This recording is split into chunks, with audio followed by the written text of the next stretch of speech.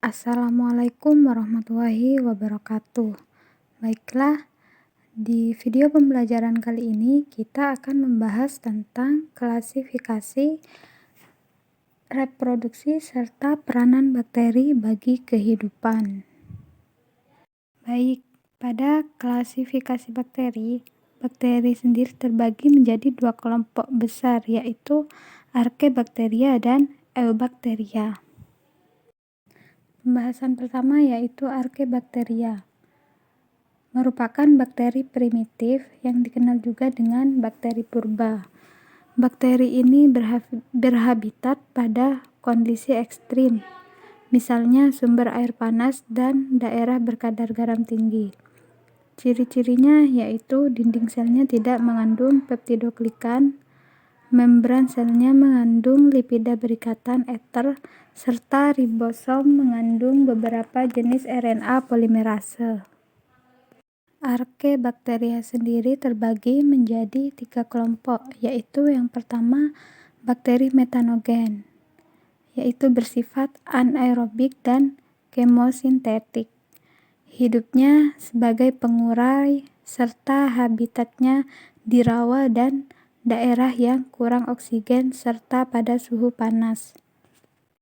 Yang kedua yaitu bakteri halofili. Hidupnya di lingkungan berkadar garam tinggi serta mampu melakukan fotosintesis karena mempunyai pigmen bakteriorhodopsin. Yang ketiga yaitu bakteri thermoacidofil. Habitatnya di lingkungan yang bersuhu tinggi dan tingkat keasaman yang tinggi. Selanjutnya yaitu Eubacteria. Eubacteria sendiri dikenal sebagai bakteri sesungguhnya atau bakteri sejati. Ciri-cirinya yaitu dinding selnya mengandung peptidoglikan, membran plasmanya mengandung lipida berikatan eter, serta ribosomnya mengandung satu jenis RNA polimerase. Nah, Eubacteria sendiri dibagi menjadi 5 kelompok, yaitu yang pertama Proteobacteria yang dibedakan menjadi 3 kelompok, yaitu bakteri ungu, Proteobacteria chemoautotrof, dan Proteobacteria chemoheterotrof. Yang kedua yaitu bakteri gram positif. Nah, anggota bakteri gram positif sendiri ada yang dapat berfotosintesis dan ada juga yang bersifat chemoheterotrof. Yang ketiga, Spirochetes. Spirochetes yaitu merupakan bakteri gram negatif dan bersifat chemoheterotrof. Spirochetes sendiri hidupnya bebas atau sebagai parasit dalam tubuh manusia ataupun hewan. Yang keempat, Chlamydias yaitu merupakan kelompok bakteri yang ukurannya paling kecil.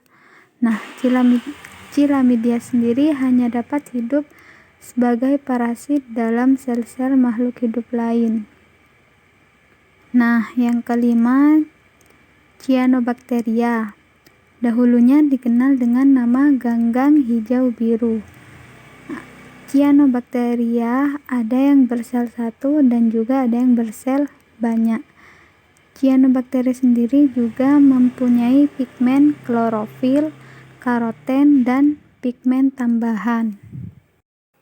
Selanjutnya yaitu reproduksi bakteri. Nah, reproduksi bakteri sendiri pada umumnya terjadi secara aseksual, yaitu dengan pembelahan biner dari satu bakteri membelah menjadi 2 dan seterusnya. Nah, untuk reproduksi secara seksual sendiri tidak terjadi pada bakteri.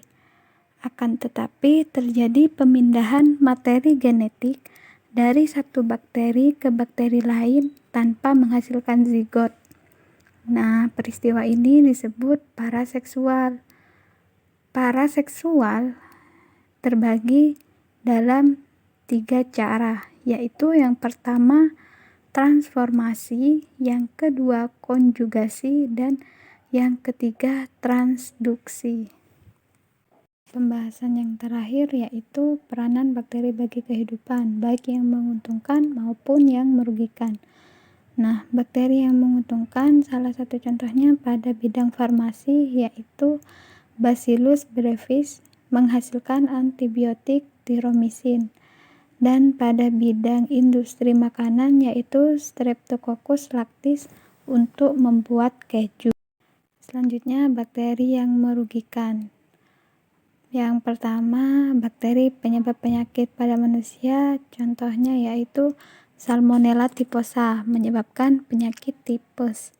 Yang kedua, bakteri penyebab penyakit pada tumbuhan yaitu Pseudomonas cattleya menyerang tanaman anggrek. Baik, saya cukupkan pembahasan materi tentang klasifikasi, reproduksi, dan peranan bakteri bagi kehidupan. Semoga dapat bermanfaat. Saya akhiri. Wassalamualaikum warahmatullahi wabarakatuh.